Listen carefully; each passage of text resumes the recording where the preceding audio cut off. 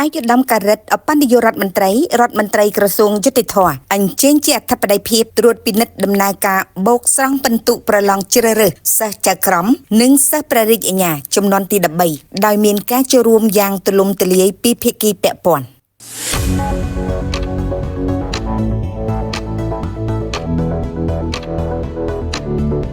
ផ្សាយចេញពីរាជធានីភ្នំពេញនាថ្ងៃអង្គារ900ខែភទ្របទឆ្នាំម្សាញ់សប្បស័កពុទ្ធសករាជ2569ត្រូវនៅថ្ងៃទី16ខែកញ្ញាឆ្នាំ2025អាយុដំការ៉ិតអបញ្ញយោរដ្ឋមន្ត្រីក្រសួងយុតិធធម៌និងជាប្រធានក្រុមប្រឹក្សាភិបាលបណ្ឌិតសភាភូមិន្ទយុតិធធម៌កម្ពុជាបានអញ្ជើញអធិបតីភាពដ៏មានកិត្យានុភាពដើម្បីត្រួតពិនិត្យនិងដឹកនាំលើដំណើរការបូកនិងស្រង់ពិន្ទុប្រឡងជ្រើសរើសសិស្សចៅក្រមនិងសិស្សព្រះរាជអាជ្ញាចំនួនទី13ក្នុងដំណាក់កាលវិញ្ញាសាសរសេរនៅក្នុងឱកាសដ៏សំខាន់នេះក៏មានការចូលរួមយ៉ាងសកម្មពីសំណាក់ឯកឧត្តមលោកជំទាវលោកស្រីថ្នាក់ដឹកនាំក្រសួងយុតិធធម៌អនុប្រធាននិងសមាជិកក្រុមប្រឹក្សាភិបាលបណ្ឌិតសភាភូមិន្ទយុតិធធម៌កម្ពុជាព្រមទាំងមន្ត្រីរាជការអ្នកជំនាញ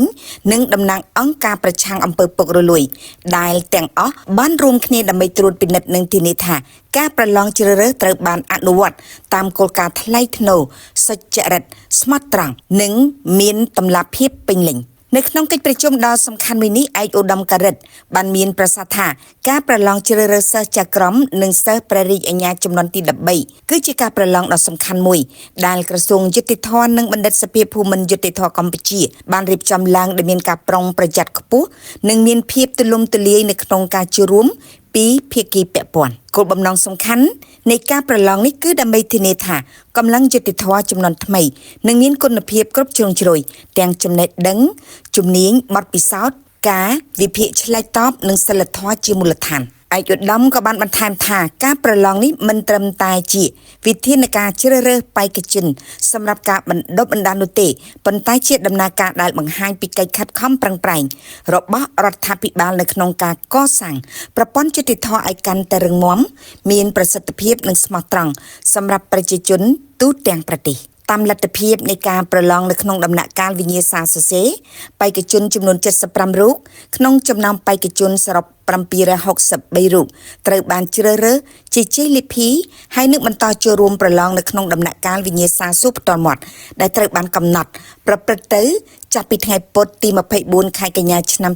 2025ដំណាក់កាលនាពេលខាងមុខនេះគឺជាការប្រឡងសំខាន់នៅក្នុងការវិតម្លៃនិងបង្ហាញសមត្ថភាពពិតប្រាកដរបស់បេក្ខជនទាំងឡាយនៅក្នុងការឆ្លើយតបចំពោះបញ្ហាផ្លូវច្បាប់និងកិច្ចការតុលាការដែលពាក់ព័ន្ធជាក់ស្ដែង